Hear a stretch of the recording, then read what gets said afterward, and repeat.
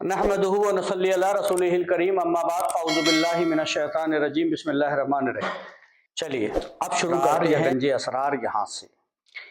ये जान लो कि जब सच्चे अफराद दीन के उलमा और नेक अमल करने वाले लोग हक की तलाश में होते हैं तो वो खुद को हकीकत के रास्ते के मुसाफिर बनाते हैं।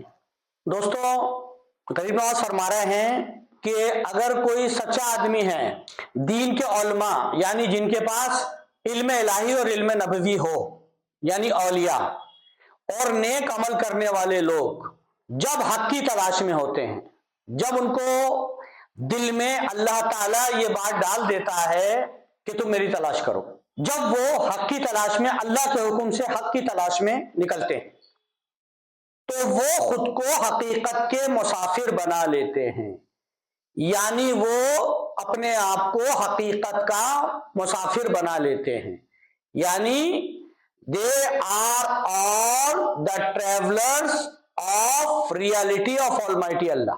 ठीक है, ये बहुत ही बड़ी बात है। जब कोई हक की तलाश में होता है तो समझ लो कि वो सालिक है, वो हकीकत का मुतलाशी है, वो हकीकत की तलाश में है।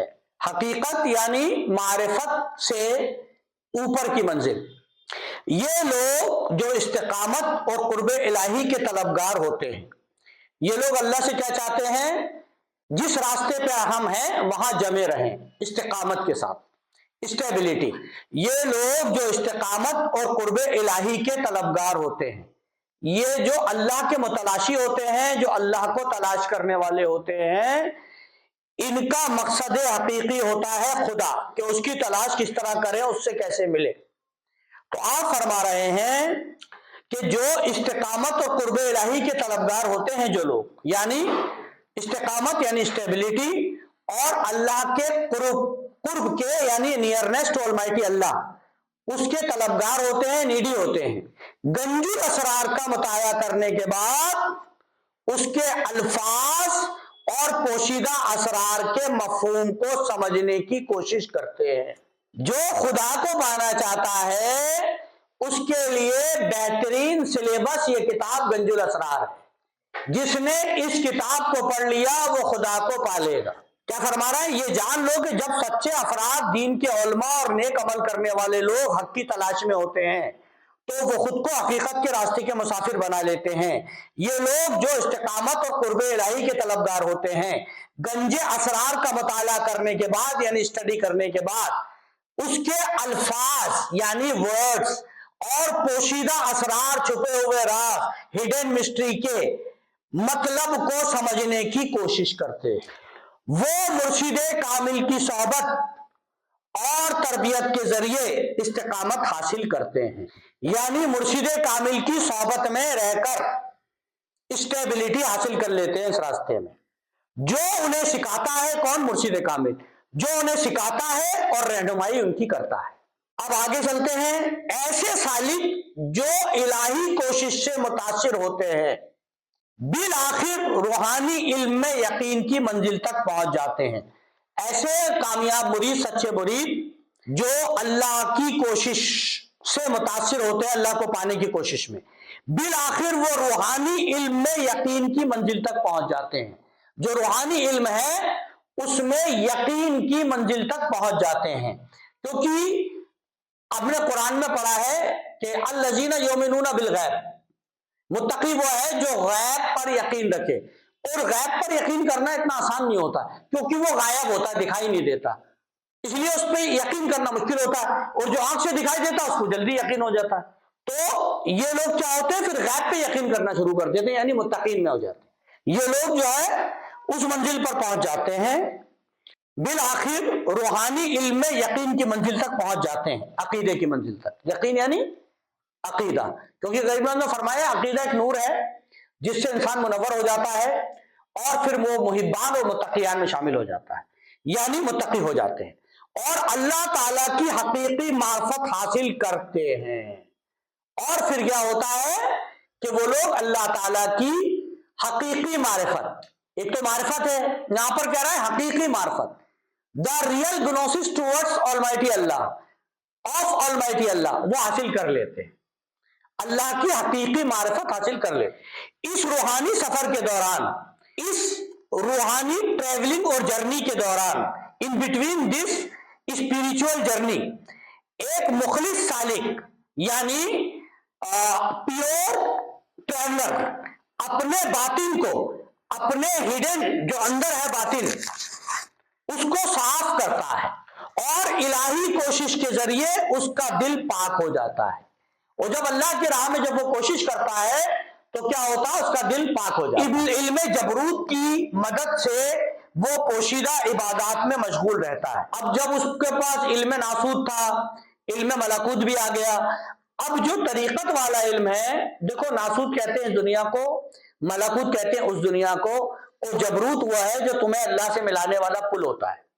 تو جو شرعی جو علم ہوتا ہے وہ ہوتا ہے علم ناسوت، ہے نا، اور اس پہ جو عمل کیا جاتا ہے وہ ہوتا ہے علم ملکوت، اور طریقت کا جو علم ہوتا ہے وہ ہوتا ہے علم جبروت، ہے نا، جو مرشد سکھاتا ہے، یعنی الذین یؤمنون بالغیب، جو غیب پر یقین کرنے لگ جاتے ہیں۔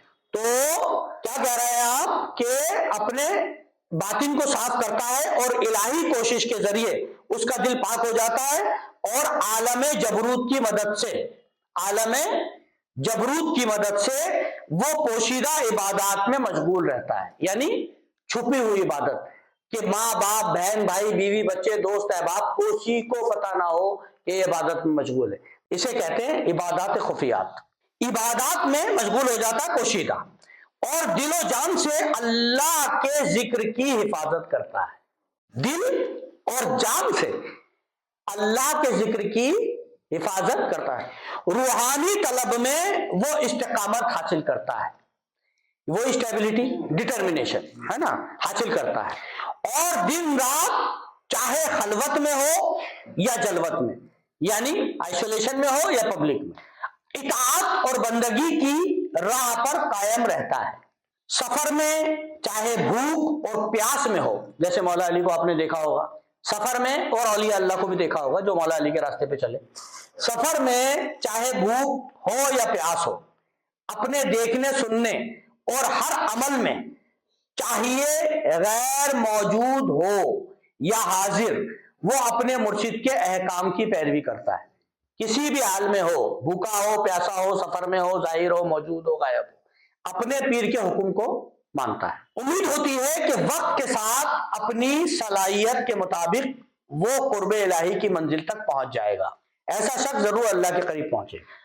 کرامت کا ظہور ہوگا، اسی سے کرامت کا ظہور ہوگا، miracles will happen from them، جو اس راستے پر ہوں، اور آخر کار اللہ کے ساتھ روحانی اتصال اور کمال حاصل کر لے گا، اور لاسٹ میں یہ ہوگا کہ وہ اللہ کے ساتھ ایکاکار ہو جائے گا۔ مصنف بیان کرتے ہیں کہ اللہ کے پوشیدہ راز اور ہدایات روحانی جانشینوں اور اولیاء کی تعلیم و تربیت کے لیے ظاہر کی جاتی ہیں۔ غریب نواز بیان کرتے ہیں کہ اللہ کے پوشیدہ راز، چھپے ہوئے راز اور ہدایات روحانی جانشینوں یعنی اولیاء اللہ، روحانی جانشینوں اور اولیاء کی تعلیم و تربیت یعنی نرچرنگ کے لیے ظاہر کی جاتی ہیں۔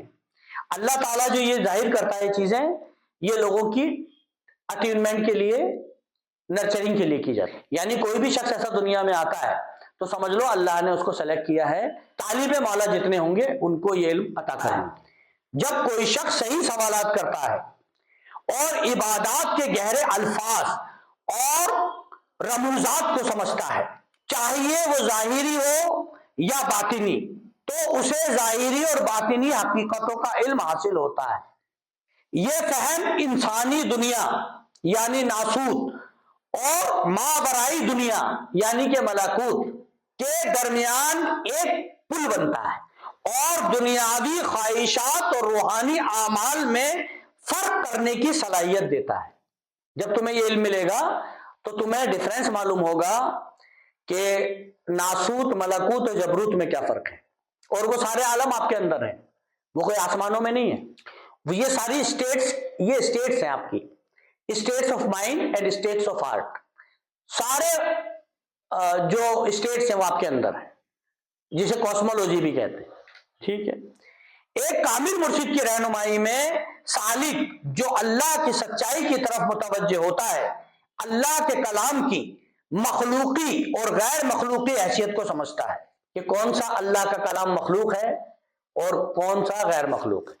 تو یہاں پر کہا جائے اللہ کے کلام کی مخلوقی اور غیر مخلوقی حیثیت کو سمجھتا ہے اور ان حقائق کے سامنے ثابت قدم رہنا سیکھتا ہے۔ ثابت قدم کیسے رہو گے، یہ سیکھا جاتا ہے۔